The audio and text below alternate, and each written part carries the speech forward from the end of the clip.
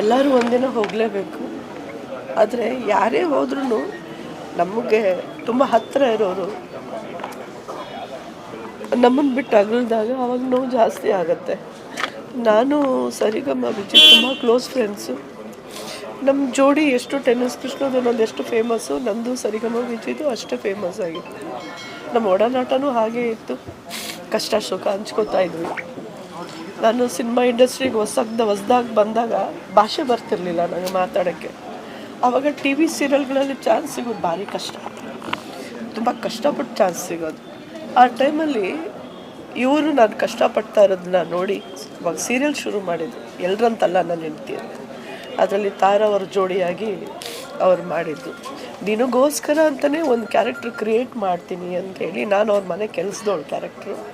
But ನಾನು ಕೆಲಸ ಮಾಡಲ್ಲ, ಅವ್ರು ಕೆಲಸ ಮಾಡಿಸ್ತಾ ಇದ್ದೆ. ಈ ಥರ ಒಂದು ಕಾಮಿಡಿ ಸೀರಿಯಲ್ ಅದು, ಎಲ್ಲರಂತಲ್ಲ ನಾನು ಹೆಂಡತಿ ಅಂತ. ಸ್ಪಾಟಲ್ಲೇ ಡೈಲಾಗ್ ಕ್ರಿಯೇಟ್ ಮಾಡೋದು, ಸ್ಪಾಟಲ್ಲೇ ಜೋಕ್ಸ್ ಹೇಳೋದು, ಸ್ಪಾಟಲ್ಲೇ ಡೈಲಾಗ್ ಬರೆಯೋದು. ಪ್ರಾಸ ಅಂತ ಅವ್ರ ಬಾಯಲ್ಲಿ ಸರಸ್ವತಿ ಹಾಗೆ ಕೂತ್ಬಿಟ್ಟಿದ್ಲು. ಯಾವಾಗಲೂ ನನ್ನನ್ನು ರೇಖಾ ಅಂತ ಕರಿತಾ ಇರಲಿಲ್ಲ. ನೇಪಾಲಿ ಅನ್ನೋದು ಕರೆಯೋರು. ಗುರುಗಳೇ ನನ್ನನ್ನು ನೇಪಾಲಿ ಅಂತ ಕರಿಬೇಡಿ ಅಂತಂದರೆ, ಓಕೆ ಬಾ ರೇಖಾ, ಓ ರೇಖಾ ಬಾ ನನ್ನ ಪಕ್ಕ, ತಿನ್ನು ಈ ಕೇಕ, ನೀನೇ ನನ್ನ ಅಕ್ಕ. ಸ್ಪಾಟಲ್ಲೇ ಆ ಥರ ಹೇಳಿ ನಗ್ಸೋರು. ಅಂದರೆ ನನ್ನ ಟಿ ವಿ ಸೀರಿಯಲಲ್ಲಿ ನನಗೆ ಮೊದಲನೇ ಸಲ ನನಗೆ ಹಿಟ್ ಸೀರಿಯಲ್ ಅದೇ. ನನಗೆ ಲೈಫ್ ಕೊಟ್ಟಂಥ ನನ್ನ ಗುರುಗಳು. ಆವಾಗಿಂದ ನಾನು ಯಾವತ್ತೂ ಅವ್ರನ್ನ ವಿಜಯ್ ಅಂತ ಕರಿತಿರ್ಲಿಲ್ಲ, ಗುರು ಗುರು ಗುರು ಅಂತಲೇ ಕರಿತಾ ಇದ್ದೆ. ಈಗ ಅವ್ರ ಕೊನೆ ಆಸೆ ಇತ್ತು, ಒಂದು ನಾಟಕ ಸಂಸಾರದಲ್ಲಿ ಸರಿಗಮ ಅಂತ, ಅದರಿಂದನೇ ಅವರಿಗೆ ಸರಿಗಮ ವಿಜಯ್ ಅಂತ ಹೆಸರು ಬಂತು. ಆ ನಾಟಕ ಗಿನ್ನೆಸ್ ರೆಕಾರ್ಡ್ ಆಗಿದೆ.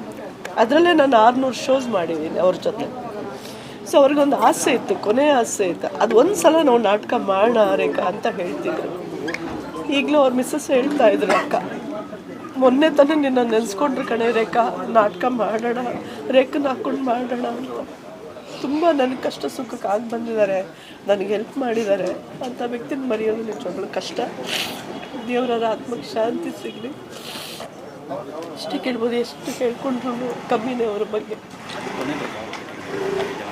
ಜಸ್ಟ್ ಸ್ಯಾಟರ್ಡೇವರೆಗೂ ಅವ್ರು ನನಗೆ ಮೆಸೇಜ್ ಕಳಿಸ್ತಾಯಿದ್ರು. ಫಸ್ಟ್ 5 ಗಂಟೆಗೆ ಬೆಳಗ್ಗೆ ಗುಡ್ ಮಾರ್ನಿಂಗ್ ಮೆಸೇಜ್ ಕಳಿಸ್ತಾರೆ ನನಗೆ. ಶನಿವಾರವರೆಗೂ ಕಳಿಸಿದ್ರು. ಆಮೇಲೆ 5 ದಿನ ಬರಲಿಲ್ಲ ಮೆಸೇಜ್, ಏನೋ ಬ್ಯುಸಿ ಇರ್ಬೋದೇನೋ. ಬಟ್ ನಾನು ಕಳಿಸ್ತಿದ್ದೆ ಮೆಸೇಜ್, ರಿಪ್ಲೈ ಕೊಡ್ತಾ ಇರಲಿಲ್ಲ. ಸಡನ್ನಾಗಿ ನೋಡಿದ್ರೆ 5 ದಿನ ಬಿಟ್ಟು ಟಿ ವಿಲಿ ಈ ಥರ ಬಂತು, ಹಿಂಗೆ ಇಲ್ಲ ಅಂತ.